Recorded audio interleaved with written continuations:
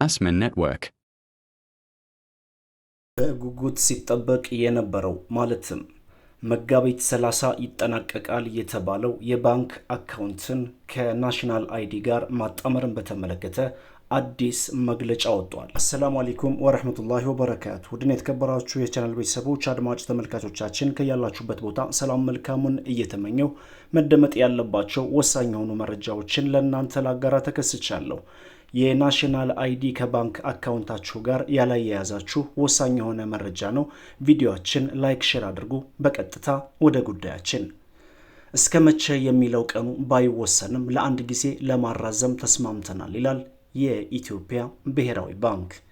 የኢትዮጵያ ብሔራዊ ባንክና የብሔራዊ መታወቂያ ፕሮግራም ታህሳስ 1 ቀን 2018 ያስጀመሩት የባንክ ሂሳብን ከፋይዳ ዲጂታል መታወቂያ ጋር የማጣመር ሀገር አቀፍ የትግበራ ስራ መጋቢት 30 2018 እንደሚያበቃ መግለጹም ይታወቃል። የተሰጠው የመጨረሻ ቀን እየደረሰ በመሆኑ በተሰጠው የጊዜ ገደብ መሰረት ይጠናቀቃል ወይስ ሊራዘም ይችላል በሚለው ጉዳይ የመረጃ ምንጫችን ለብሔራዊ ባንክ ላቀረበው ጥያቄ ሪፖርቶች ተጠናቀዋል። በጉዳዩ ላይ ከብሔራዊ መታወቂያ ፕሮግራም ጋር ስብሰባ ይኖርናል። ሌሎች ባለድርሻ አካላት አሉ። የደረሰበት ደረጃ ሪፖርቱን ካየን በኋላም ምን ያህል ሄዷል የሚለውን አይተን ማራዘም ካለበት ወይንም ደግሞ ከሌለበት ይታያል የሚል ምላሽ ሰጥተው እንደነበርም ይታወቃል። ባንኩ በትላንትናው ዕለት ከሚመለከታቸው ባለድርሻ አካላት ጋር በጉዳዩ ላይ መምከሩም ገልጾልናል ይላል የመረጃ ምንጫችን።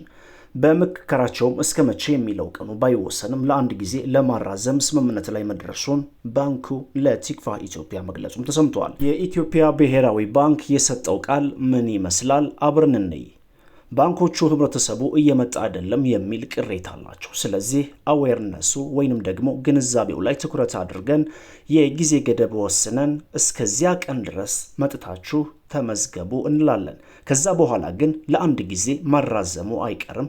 ቀኑ ግን እስከ መቼ እንደሆን እስካሁን አልተወሰነም። የተመዘገበው ሰው ቁጥር እንደተጠበቀው አመርቂ አይደለም። ህብረተሰቡ በሊንክም ጭምር መመዝገብና አካውንቱን ሃርሞናይዝ ወይንም ደግሞ ማሳሰር ማድረግ ይችላል። ነገር ግን እንደ ማይነር እናም ጆይንት የጋራ አካውንቶች ያሉ አንዳንድ ስፔሻል አካውንቶች ላይም ከሊንክ ጋር በተያያዘ ችግሮች አሉ።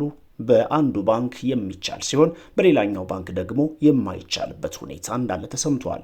እነዚህን ችግሮች መፍትሄ ካገኙ በኋላ ነው ቀኑ የሚወሰነው። አንደኛው ህብረተሰቡ ግንዛቤ ኖሮት በሊንክም ይሁን በአካል ሄዶ መመዝገብ እንዳለበት ማሳወቅ ሲሆን፣ በሌላ በኩል ደግሞ ከሲስተም ጋር የተያያዙ ችግሮችን ባንኮቹ እንዲያስተካክሉ መመሪያ እንሰጣለን። ቀኑ ባይወሰንም ግን ምዝገባውን ለማራዘም ተስማምተናል። እስከ መቼ የሚለው አልተወሰነም።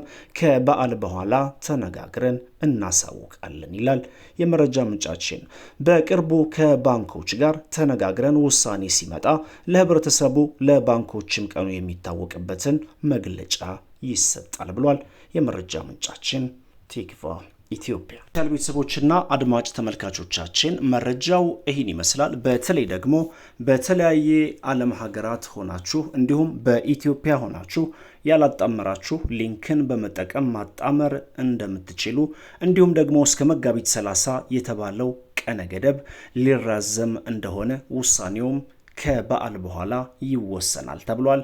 መረጃው እንደደረሰን ለእናንተ እናጋራለን። ቪዲዮአችን ላይክ፣ ሼር አድርጉ። ሰላም አለይኩም ወራህመቱላሂ ወበረካቱ።